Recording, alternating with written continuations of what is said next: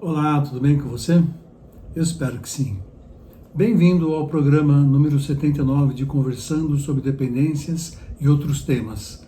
Estamos retomando hoje, os nossos programas semanais e no tema de hoje nós iremos falar sobre a importância do apoio familiar para as pessoas que estão em abstinência.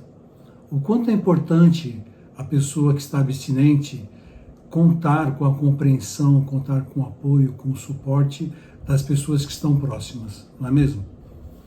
Então, fique conosco até o final do programa para você conhecer um pouquinho mais sobre esse tema.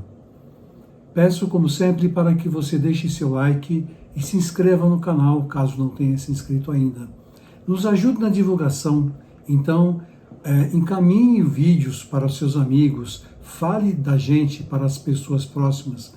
Esses temas que nós conversamos aqui, dependências, transtorno por uso de substâncias, eles são tão importantes, é tão importante que a população tenha conhecimento sobre esses temas, então nos ajude na divulgação, tá bom? Então é isso, fique conosco até o final do programa e obrigado por você estar aqui.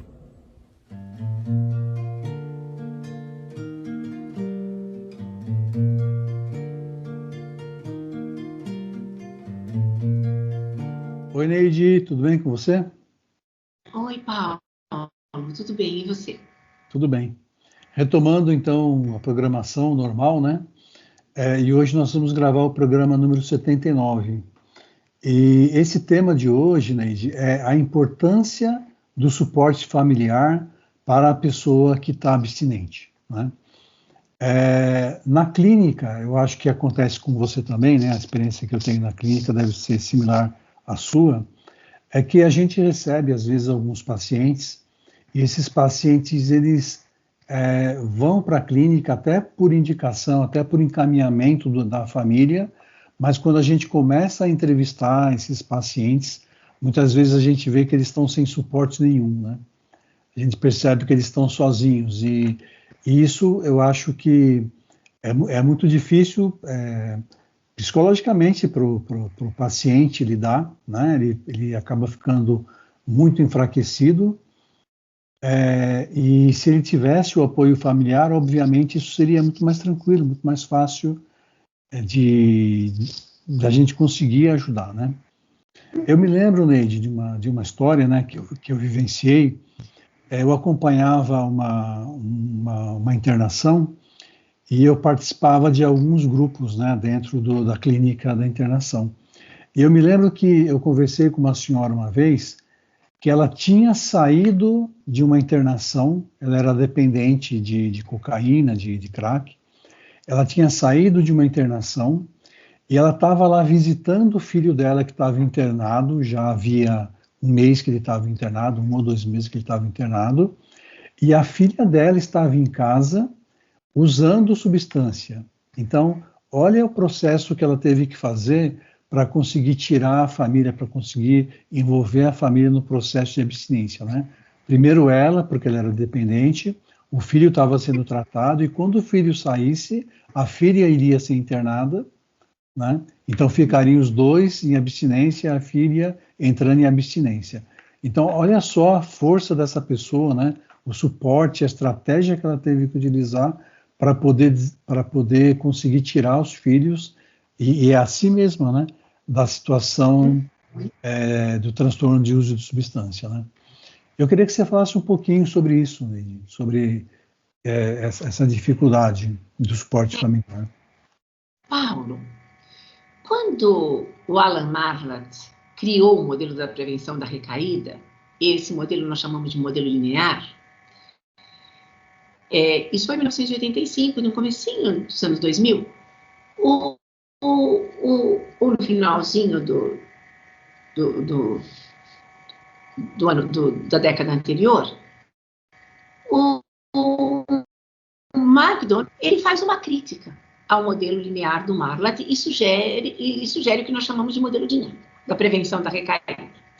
Então, o Alan Marlatt tinha umas situações de alto risco que ele chamava de intra e interpessoais. Essas situações de alto risco deixaram de ser aquelas que eram preconizadas no modelo linear, e o Mark Donovan cria outras. E a única das interpessoais é o suporte familiar. Então, está lá escrito no livro de prevenção de recaída que não importa a qualidade ou quantidade de suporte. O que a gente sabe é que quanto maior for o suporte familiar, menor a chance da recaída. Tá? Então, o que eu estou falando para vocês é um dado da literatura que vem sendo comprovado. Então, isso não é uma coisa que nós, como profissionais da dependência química, do transtorno por uso de substância, defendemos. Não, isso é um dado de literatura que afirma, quanto maior a presença de suporte familiar, menor a chance da recaída. Então, está claro isso, né? O que a gente sabe que é difícil para as famílias? As famílias abandonam o tratamento em 2 momentos. Elas abandonam o tratamento quando o paciente melhora, a família entende que não tem que dar mais suporte, porque o paciente já melhorou, e a família entende que quando o paciente recai, porque a interpretação da família é de que o suporte que ela está oferecendo não está servindo para nada, tanto é que ele recaiu, então ela também retira o suporte.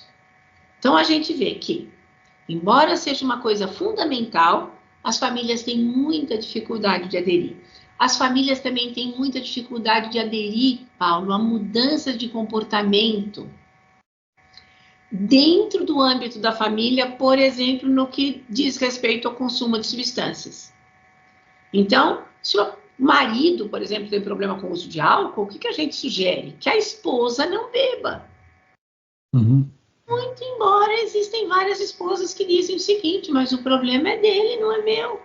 Por que eu vou ter que parar de beber? Eu já sofri tanto com a bebida dele, agora que ele parou de beber, eu também tenho que parar de beber. Quer dizer, as pessoas têm muita dificuldade de fazer mudanças nos seus próprios comportamentos que favoreçam a manutenção da abstinência da outra pessoa, né? Então, eu acho que essa questão da mudança do comportamento, as famílias também têm uma dificuldade de compreender a situação do familiar, né? Porque eu acho que, lógico, a gente sabe que aquilo que a gente pensa determina como a gente se comporta, né? A gente sabe também que transtorno por uso de substância ainda tem muito preconceito envolvendo, tem muito estigma envolvendo esse transtorno, né? Então, assim, o que muita gente entende que isso não é um transtorno psiquiátrico, né? E como a família, então, não entende que seja um transtorno, ela faz mudanças até a página 2. Uhum. Isso dificulta a abstinência. Eu acho que as famílias têm muita dificuldade de separar a pessoa do transtorno que ela tem, né? Confundem, né? É como se a pessoa, e é muito comum se ouvir falar isso, né? A família dizer, olha, meu filho não tem vergonha, não tem caráter, né? Por isso que ele usa droga. Então, quando ele para de usar, a família ainda continua se comportando como se ele estivesse usando, né? O que faz também com que esse suporte que é oferecido, se é que é oferecido algum, também não chega para a pessoa de quem nós estamos falando, né? Então, assim, eu acho que todas essas questões que dizem respeito às crenças que a família tem, a respeito do transtorno, a respeito do familiar que usa, a respeito do papel que ela desempenha e a respeito também, Paulo, do tratamento que está sendo feito, isso interfere no tipo de apoio que é oferecido. E a gente sabe que, se não houver apoio dos que estão próximos para combinar como é que vão ser as próximas saídas, se tem uma festa, quem vai junto, para auxiliar no treino das habilidades de enfrentamento, na prática da assertividade, se você não tiver a família disponível para isso, a chance dessa recuperação não acontecer é muito grande. A chance desse paciente recair é muito grande, né? Uhum. E a gente sabe assim, a recaída serve para quê? Para aprender? Sim, ela serve para aprender. Só que assim, nós estamos falando de um transtorno grave, né? Qualquer recaída pode ser fatal. Então, o nosso objetivo é fazer com que as famílias façam adesão ao tratamento que está sendo disponibilizado para a prevenção da recaída. Uhum. Neide, vamos falar na semana que vem sobre como que é esse suporte familiar, porque a gente está falando sobre a questão da família dar ou não suporte, mas exatamente o que é esse suporte familiar? Acho que é importante, né, a gente colocar esse tema em debate também, não é? Vamos sim. Uhum. Na próxima semana nós vamos falar então quais ações a família pode ter no sentido de auxiliar na prevenção da recaída. Perfeito. Legal, Neide. Muito obrigado, viu, pela conversa. Muito bom estar com você. Obrigada, Paulo. Para mim também é uma satisfação. Um abraço, Neide. Tchau, Tchau, tchau. tchau.